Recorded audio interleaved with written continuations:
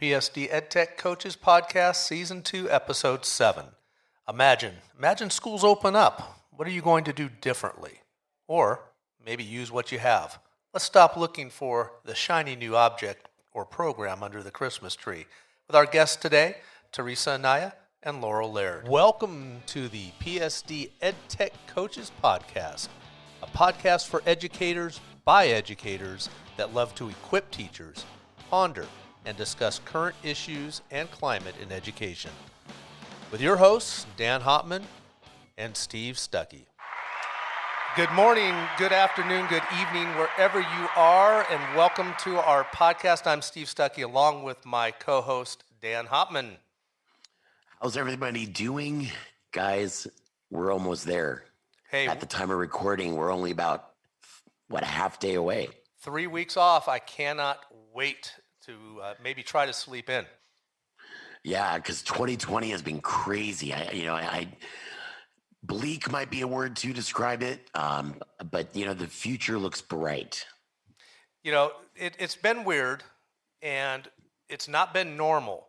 And the million-dollar question then is, when will we get back to the old normal? The one before COVID, or is the question, will we ever experience the old normal again?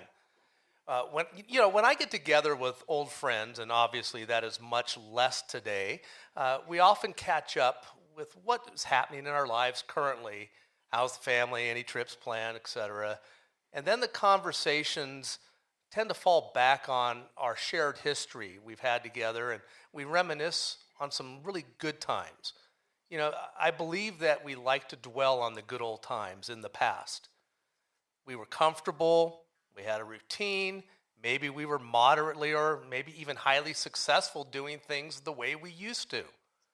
If we go back to normal, are we going to go back and try to relive what we did, or are we going to do some things differently this time? And I'm definitely talking about school. I'm not sure anyone really understands what school and classrooms will look like when we return. Maybe it will be like old times. But I ask a question. Are the things we used to do pedagogically, personally, and so on, are there any of those things that might need to be left behind?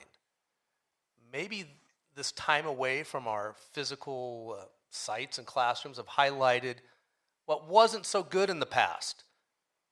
Maybe remote teaching hasn't broken you, but maybe it's provided some light on practices that need changing.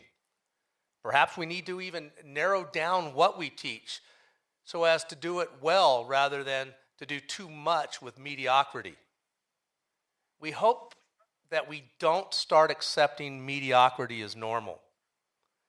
As we look to our new normal, hopefully soon, we need to and we can look for ways to be more effective in our instruction and our time. I'm very curious to see what the new normal looks like. I'm actually kind of excited about it. I know looking at 2020, there are things that some teachers never thought in their right mind that they would be doing. Whoever thought that teachers would become experts in Zoom, or that we would have teachers that are pushing Google like Google's never been pushed before. I know in some states that have been in their new normal now for a few months now, include kids in pods, where they have like 6 or 7 kids. Is that like from the invasion of the body snatcher pods? Yeah, kind of. It's kind of the way it feels. I mean, they're placed together, this group. They learn together, they eat together, they play together. That's their new family. And if one of them gets exposed, or if one of them tests positive, that pod ends up being quarantined instead of the entire class. I don't know if that's going to be our new normal. It might be. Now, I'm all for small groups, but that is just another way to look at small groups. I don't know how that's going to work. I don't know how it's going to fly with teachers, because I know for me, grouping kids was always our little carrot. It's time to move kids. They're talking too much. Oh, it's time to move kids. They're fooling around too much. We wouldn't have that opportunity. So that new normal might take some time to get used to. But even more so than quarantine, I think that the future is bright. And I think we have some new pedagogy, hopefully, to lean back on for 2021. I've loved the idea of small groups. And I think really, that's probably the way teaching should be done. We often talk about when we train teachers, Dan, that when you come to a whole group teaching, and we've done groups of over 300 people, that is definitely not going to be as effective as one-on-one or with just a few people. And the same would hold true with the kids too. Think about that. I've got 35 kids in my classroom. How effective is the teaching and the learning going to be as opposed to having 5, 6, or even just 10 kids in a group going over concepts throughout the day? I think small groups is something to really consider in our teaching futures. And I think you hit it, exactly right. I think it's going to be, it's going to make it easier on the teacher for sure. Like I said, what that schedule would look like, I think that scheduling is going to be a mess. But the fact that you can sit there and actually hone in on skills on small groups, I think would definitely be beneficial. So let's get to our theme. Imagine that we are reopening and we have some new normal happening, and we need to involve teachers. What do you think, Dan? I'm ready for that. And, today we have some guests that Steve and I have gotten to know or even work with over the years in one capacity or another. And so we would really like to welcome Laurel Laird from Ocotillo and Teresa Anaya from Tamarisk. Ladies, welcome to the show. Thank you. Thank you for inviting me. I am so happy to be here. I love watching your podcast and listening to your stuff. And I know Steve always introduces me and says, I taught her everything she knows. Yes, that is true. That is true. I have to say now, I can't say this for Laura, but at least for you and I, Teresa, Steve did pretty much teach us everything we needed to know. It's true. If I look back, we were doing PLC before PLC was even a thing. We were doing all sorts of stuff, and that was my second year teaching, and I'm so grateful for the great start that I had with such a strong team, because people would tell me like, hey, this is not normal, right? Working on a team and being PLC and stuff was not the norm. And for me, it was my norm. So, it was a good start for me. So I'm grateful for that. So it's funny that you say that though, because when Steve and I moved over to Tumbleweed, we were sitting in our first PLC training and we both looked at each other and went, wait a second, we do this anyway. Why are we here? Yeah. Very true. Oh, yeah. So Laurel, what's going on your end? Well, thanks for having me too. I haven't really worked with either one of you, but I have needed a lot of help this year. So I've hopped into Steve's appointment office, and actually he inspired me to buy a new computer at the beginning of the year. So that's been a good thing too. But I've taught for quite a few years. I've been in Palmdale since 2010, and I've been in 4 different schools, so I know a lot of people in the school district. But yeah, this year has been quite an experience. So what grade are you currently teaching, and have you taught other grades? Yes, I've taught 4th and 6th in Palmdale, and then I've taught 3rd and 5th in LA Unified and also in Georgia. And Teresa, have you left 5th grade yet? Nope. They can't move me. I said, they can't move me. Like, I started in 5th grade at Mesquite, and I had a wonderful experience there with you guys. I've had a bunch of people I've worked with. Last year, I moved over to Tamarisk. We're doing the Renaissance. It is an amazing program. I can't, with COVID, it's kind of put a little wrench in it, but I can't even express to you the changes and the impact that the Renaissance program has had on our students. And so I know I'm excited about that. I know Steve had the same experience, and Dan had the same experience moving over to school and starting some programs. So I had gotten some advice from you too. And I'm glad I got the advice from you guys when I went over there to help me, get started over there. But I'm really excited about all the things going on over there at Tamarisk. But I will be in 5th grade forever unless they move me kicking and screaming.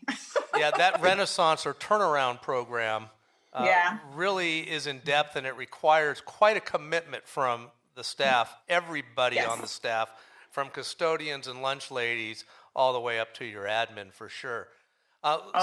So Laurel, right now, as far as being at home, what do you miss? Aside from the faces, in person with the kids and other staff members, what do you miss most maybe about classroom instruction? I was just thinking so far about what I liked about Zoom, actually. No, of course, I miss being with the kids. I miss shaking their hands. I miss seeing them every morning. I miss seeing my teacher friends. I miss the routine. There's just, I've taught this is my 28th year. I mean, I never, ever thought I would teach from home. My husband has worked from home for 10 years and it's just surreal. But yeah, it's the people, teaching is so relational. I miss seeing people in person. I get excited when I see them in person. As far as instruction, I miss being up in front of the class. I miss seeing all of their reactions. I can see 25 on the screen, but I'm never going to see all of them at the same time. I miss walking around the classroom. I'm not getting my stand goals right now. I miss so many stand goals because I'm just sitting here, on my watch. So I miss the physical part of it. Maybe you need to get one of those standing desks so you can, lift it up and just stand up. Sadly, I took mine from the office that I have, and I brought it here at home, and there's so much stuff on it that I don't bother to lift it up. I just go and walk around the block once. My son has one of those at his work. Yeah. Yeah, they're very nice. Hey, Teresa, same thing with you. What are you missing about in-person instruction? You guys were talking about normal, and that has been on my mind when we went from being in person to them being distance learning. Like, my normal was taken away. That's like all the things that I knew to do that were automatic, that were easy, that I didn't have to think about. A lot of that stuff went away, and I had to invent new ways to do the things that I wanted to do. And so that has been hard. And then thinking about now I have a normal. Now this distance learning is my normal. We're going to have to transition again and another new normal. And I think I've had to have the mindset, like, it's okay.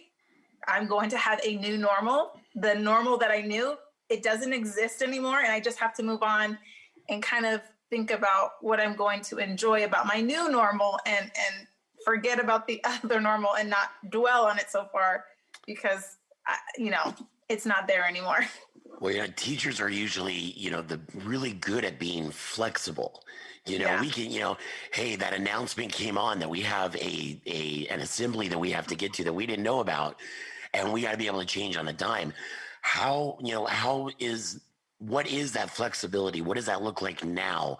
And what do you think that flexibility is going to look like in the future? Either one of you guys.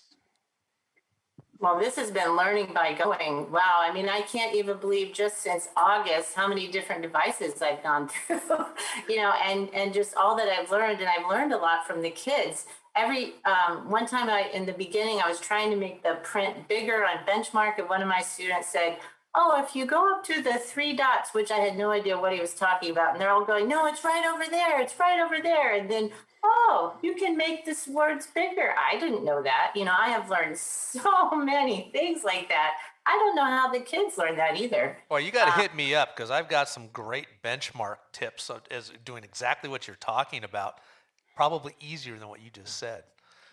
Maybe so. It works though. It works. But yeah, I've had to stop, and I've just had to let them show me things. And I thought I knew a lot. I didn't. I've learned so much, from the students. So that's been a good thing.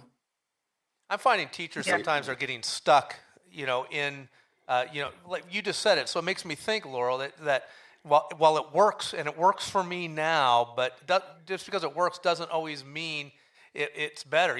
I have a push lawn mower. It works. But when I got my, gas lawn mower, it still does the exact same thing, but it works better. So, it's kind of like the difference between a 10-year-old PC computer and buying a brand new Mac, huh, Laurel? Yes, like driving a Mercedes.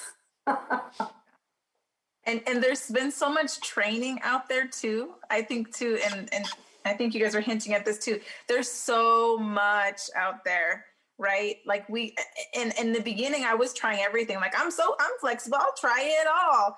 And it didn't go very well because, like you said, Steve, it was all mediocre. I was halfway doing this and that and this and that. And the kids were so confused. Like, what are we doing today? And I wasn't good at any one of them, but, I've had to say, okay, I'm going to try this one strategy you know, and I had to go back to, okay, what's the standard? What am I trying to do? What do I'm not trying to create a worksheet, right? I'm trying to teach them how to add, you know, and having to go back and redefine what I'm doing, right? Putting it together. What did I know? What do I know how to do? What do the kids know how to do? And what do I want to get across to them? And so being flexible in like using different things, but at the same time, I have to also be consistent, which, you know, because the kids can only do so much until you frustrate them. Well, so. you know, part of the thing is, and it wasn't just during COVID time. New companies put out new shiny new projects out, or you know, not projects, but applications and things that you can use in the classroom, and it looks really cool. And the temptation is that I want to do every single one of those.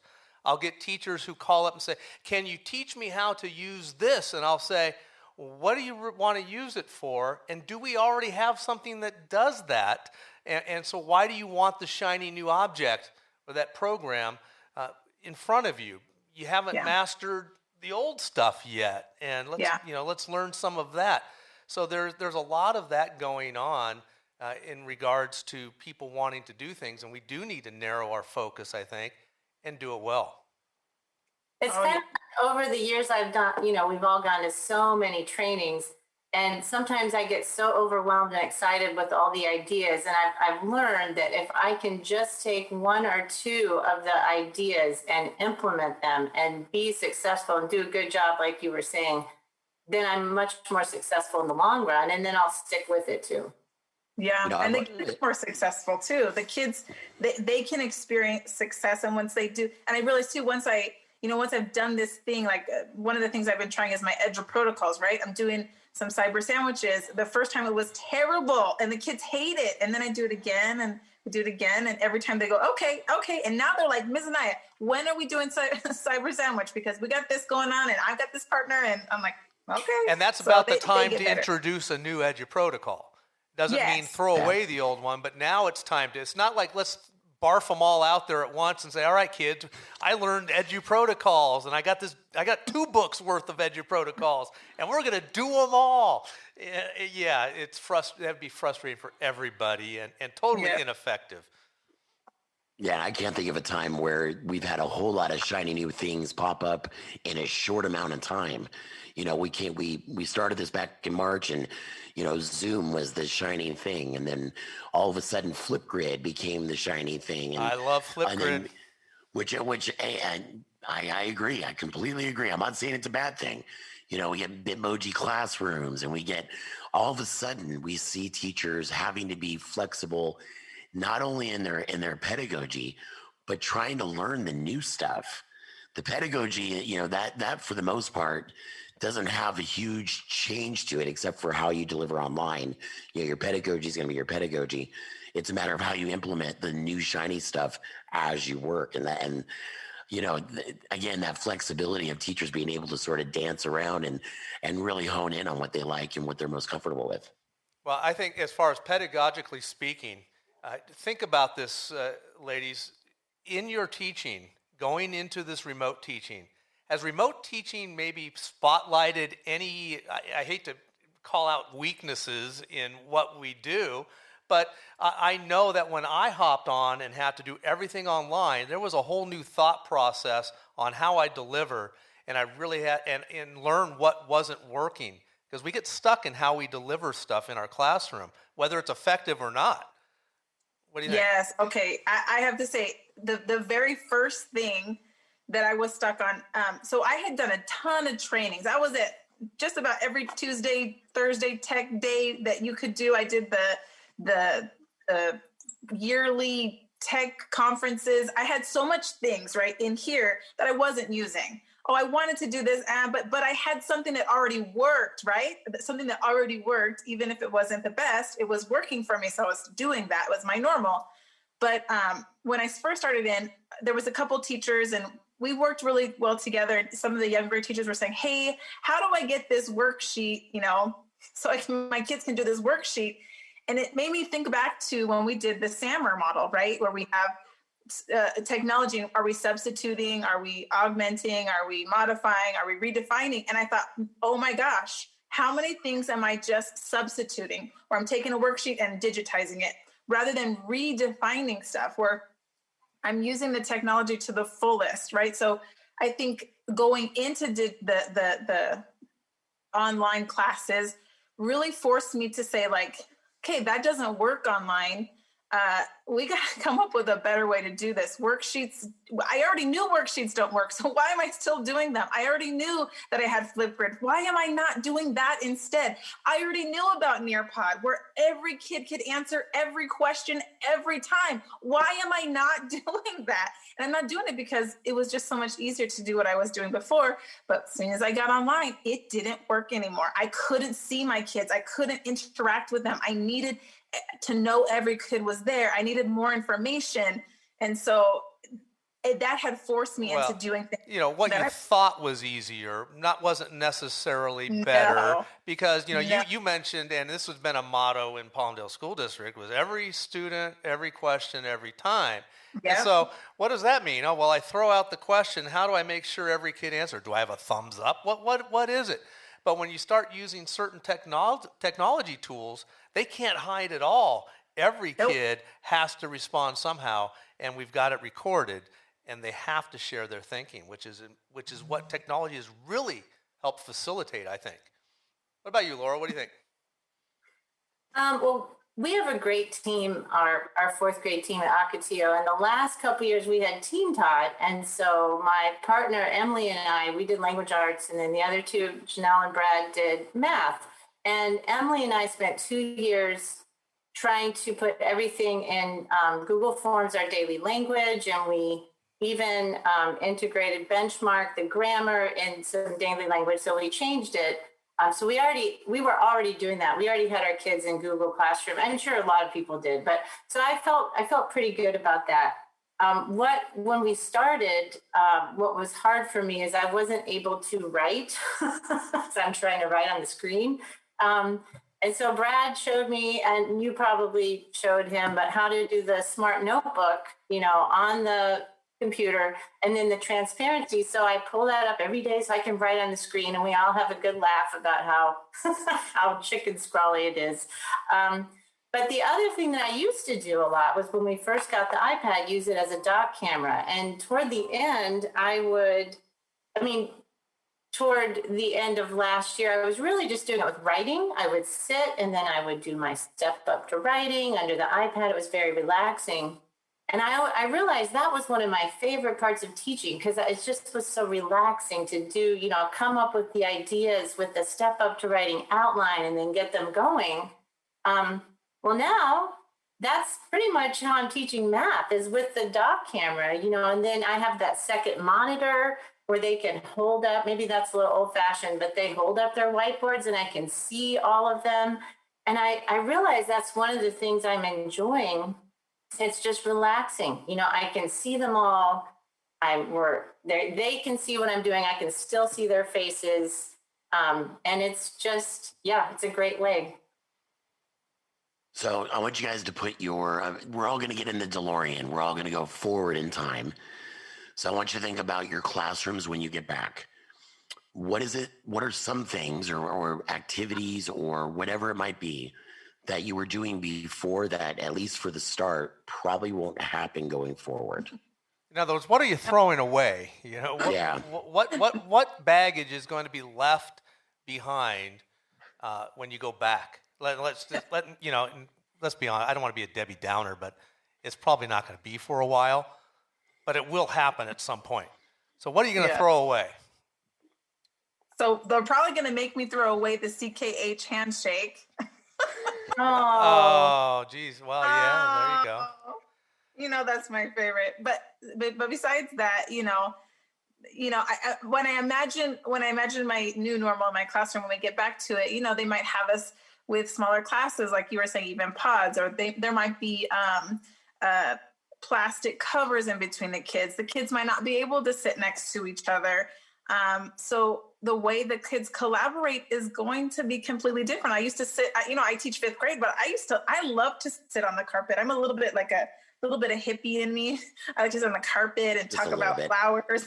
Or kindergarten, one of the two. Or, Yeah. you know, but my fifth graders, I love to do it. So I'd sit with them closely on the carpet. So, you know, the logistics of that might not happen in the same way, but with all this stuff that I've learned now with my distance learning stuff, there's so many ways to collaborate, right? Maybe we're not sitting next to each other, but we're doing a Flipgrid, and now on Flipgrid, they can respond to each other's things, and I can pull up a Flipgrid anytime I want and show, you know, what the kid was saying, and they can watch each other's videos and collaborate around that. They can go to Google Docs and make comments, and we can pull up on a Nearpod, a collaboration board. And so we don't have to sit next to each other, but we can still collaborate. And that's one of my biggest, that is one of the things that I love about teaching, is that interaction between me and the kids, and between the kids and each other. I learn so much from them as much as they learn from me. So, you know, I'm not going to be able to maybe do the logistics part of it where we're sitting close, but we're still going to be collaborating in other ways with Nearpod and Flipgrid and stuff like that. Well, you know what, that collaboration, if I was back in the classroom tomorrow, the kids would be doing far more of the work during the day than I am up in front of them teaching. You know, we mentioned earlier in this show about narrowing things down. I would narrow it down so I can teach it quick and make them do the work, and do the work together. If you walked into my classroom, it wouldn't be 30 kids sitting silently doing their problems independently. It would be some kind of collaborative. They would be talking to each other in their pods or groups, whatever you want to call it. But not me doing it. I want to be free to go see what they're doing and then guide them and correct them as we go. One of the things too, is my Screencastify. I've been using that like crazy. I even got an email the other day saying, hey, you're number 15 in the district for Screencast. I'm like, woo, yoo-hoo. I make a lot of Screencastifys, but I realized I'm making that video. I can make sure it's only 5 or 10 minutes. And then if the kid needs to hear it again, they press play or pause. And then they do it again. And they know how to do that because we live in a YouTube generation, that's for sure. Exactly. And then if I want to know if they're paying attention, I put it on Edpuzzle and I make sure they answer a question during the video. And then I know they're paying attention because they have to answer a question. I'm like, why wasn't I doing this before? Yeah, well, you also add those polls into your Zoom meeting because if they don't answer them, you know that they're really not on. Right. Camera's off and they're off and running somewhere else. That's right. Laura, what about you? What's some of those things that will probably go away? What's leaving your in our new backpack? normal? What are you dumping out of there? Well, I'm actually thinking about what I want to take with me. I want to take the chat. I want to figure out some way to incorporate the chat in the classroom where they can just simultaneously, while I'm teaching, ask me a question. That has been one of the biggest aha moments. You know, if I'm teaching math, a kid can, without embarrassment, say you're going too fast, or where did the one come from, or, you know, I don't like this, or I don't understand this. I mean, now that they have email, they could email me, but I'm not going to be checking my email all the time. So I don't know. That's one of the things I love. Also, I'm going to really make small groups a priority. I know you mentioned that. I don't know if we're talking about that in a minute, but boy, small groups, I have done that every day, twice a day, and they don't all come, but I think that's why I feel like I know them so well, is because I'm seeing them, and it's a small group. They're not as afraid to talk. And so yeah, I guess I'm going to leave behind less whole group instruction and more small groups. Which brings to mind that you might be physically in the classroom, but the term asynchronous and synchronous still hold. It is not a remote teaching thing. If I have a classroom of 30 kids, there is going to be some asynchronous time that I have to plan for so I can work with my small groups synchronously. And you know, if you don't plan for the asynchronous part, you know that classroom management a whole different ballgame. You know, you can just ask them remotely to, all right, go do your asynchronous work, right? Or you can click the mute button. I bet you a lot of teachers want to be able to keep the mute button, but Yes. Can we keep that? you can't. I You can't teach them just. about You can't just. And no. You can't just point it at a kid and mute. But maybe they'll understand that when they come back. Like mute. Teresa, you do a lot with Teresa, you do a lot with outdoor education. How might that change? Oh my goodness. Okay, so before pre-COVID, I had just moved to Tamarisk that year that we had left for COVID. But before that, at Mesquite, I had been running a school garden over there, which is like my happy place. I love taking the kids outside. We would do all sorts of lessons. I ran an after school program where we would talk about environmental science stuff, and my groups would do like public service announcements. We did some, I guess you'd like a pep rally. We did so much stuff with that, growing things and learning about all sorts of science outside, and even math. And I'd invite some of the other grade levels from the school to come and do some things. Like we had kindergarten come through and they were talking about the letter G in the garden, and all ladybugs and life cycles. I mean, all kinds of stuff. So I love that stuff. So I'm hoping that when we come back, that I'll be able to start up some more stuff at my new school with outdoor education and gardening. I'm bringing all that stuff with me. I mean, getting outside, right? We're talking about, everything has to be outside space and getting some fresh air. And I don't know if you guys have looked at the science, but vitamin D does wonders for your health. So getting outside in the sun is awesome for these kids. And I think, man, with everything that's going on in the world, with health and with with the social stuff that's going on, getting these kids outside, working together, working outside and building a beautiful garden or planting stuff and watching things grow and learning about healthy food and where food comes from. Man, I'm all about that. I think it's so critical that we include science education in our students' learning, and also about health and food, because with COVID I too, right? I think you have an opportunity to write a little curriculum right now, because you're Miss Yeah. Screencastify, but you got a cell phone or an iPhone or whatever else it is, and you could be starting some seedlings this winter inside the house. You could Oh be yeah. planting in the backyard and doing a little video clip and bring the Oh yeah. kids into your backyard, basically. I mean, Oh, I start thinking about this stuff too, and I'm like, sky's the limit on what you could develop as far as those lessons go. Um, I think you should. I think yes. you should do that. I would love to do that. You know what? I'm going to get on it as soon as we get off this. Okay, call Laurel up; she'll help you too. Yeah. There goes our 3 weeks. They took out 2 portables at Ocotillo. We were just saying, that'd be really cool to have a garden there. I have no idea what they're doing with that space, but there's space. Yeah, I hope that dirt's Man. healthy enough. What? I hope that dirt's healthy enough. There's been a lot of buildings on top of it for a long time. That's true. Hey, but if anybody wants to know about outdoor gardening, doing an outdoor classroom, teaching science through the outdoor stuff, teaching math, teaching language arts, email me. I love sharing this kind of stuff. I did a whole bunch of outdoor garden training stuff, so I have tons of ideas that we don't have time in this podcast for. But That's I a would different topic for the podcast. We're about, There we go. obviously, when you get back, you're going to plant a garden. I guarantee you that. Yes. So, are you going to plant anything, Laurel? Not necessarily food-wise. Are you going to not really? Planting seeds of knowledge There in you young go. minds. I try to do that every day. There you go. So, as we come near the end, because this is a fun conversation, actually, I would love to have it keep on going, but the campfire is out right now, and I need to be sitting around the campfire with a beverage of choice, which makes conversations so much more fun. Anyway, have you had, just think about this, any final, the final thoughts, any epiphanies that you've had over this time since March that might lead, and what do you want to do really? We've asked this differently when you're physically in the classroom.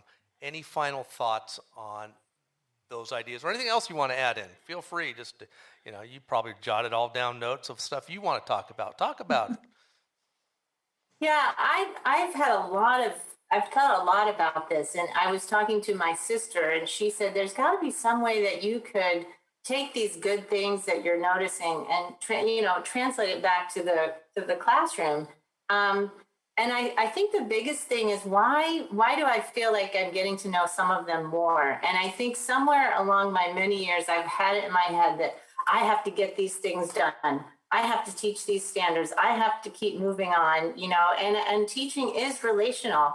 And I don't think I've slowed down enough. And we do good things. We do all the capturing kids' hearts. I've been doing that, and I think we've been doing that over the years anyway, and I have made time for good things, but I don't think I've been a good listener to my students. I think that is, and that's on me. And so when I go back, I want, right now on Zoom, when people come in, we're listening to good things a little bit in the morning and then just kind of throughout the day. And they can tell me, I didn't know how many kids had farm animals. Oh my goodness, I had no idea. I have these kids that have chickens and peacocks. And then one will say, oh, my peacock was lost. And then, oh, my rooster died. And then I'll say, well, did he have a name? And they're like, no. I don't know. I've just learned all these things. If you name them, you have to care about them so much more. But if she told me that the rooster died, didn't she care about the rooster? Anyway, there's just so many things I've just enjoyed. Well, maybe not, because maybe it was dinner. Oh. Just a thought. You live on a farm, they're dinner. I didn't know there were pink eggs either. I mean, this has just been, I've really enjoyed many aspects of it.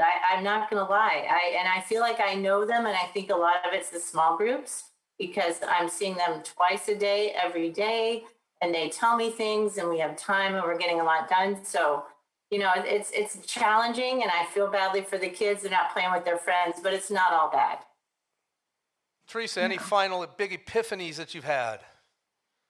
Yeah, Laurel's making me think too about not just teaching the student, but that social emotional part that's important. We're teaching people, we're teaching children and not just teaching content. So keeping that in mind, I think has been important and helpful for me to not go crazy and not to take things personal when kids are, having a bad day. So, yeah.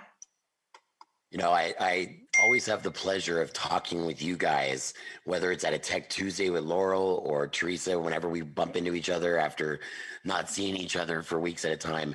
It is never an unfun conversation. There's always something to be said. And I'm glad that you guys were able to come on today. And, we always want to hear from people other than Steve and I. We're always, everyone's like, tired of Dan and Steve. People don't want to listen to us. They don't. Never. Not at all. I listen to every podcast, guys. Everyone. Listen. Okay, we have listen one. Up now. No. But thank you for coming on. Like Steve said, we could talk about this until the cows come home if we're going to talk about farm animals. So, and we hope this podcast actually initiates further conversations, amongst your coworkers, at home, whatever it is. So you start thinking forward rather than thinking about the way it used to be. And what can we do to really elevate education and what we do in our classrooms? It's a big deal. Very much so. Thank you for coming on today. Oh, thanks for having us. Yeah, thank you. Thank you. So, it is our pleasure. So with that, we would like to wish everybody who listens to this, and hopefully you listen to it before Christmas, we wish you a Merry Christmas, a Happy New Year, great holidays. Enjoy your 3 weeks off, and maybe, I don't know, plan out the rest of the year. I don't know. Use your time. I'll be writing curriculum, Steve. You will, and I expect video of that plant curriculum. I will. I'll be listening. You'll be what? I'll be watching and wherever she's teaching us. She could become the next outdoor school guru. Look, I think you guys invented this job position, so maybe I'll invent garden teacher of the district. That'll be my job. Teresa Anaya, garden coach. That's right. Call me. Hey guys, take 3 weeks, relax, remind yourself what the rest of your house looks like, and talk to your family, enjoy each other, and we'll see you back here in 3 weeks. Have a great break. Talk to you guys later.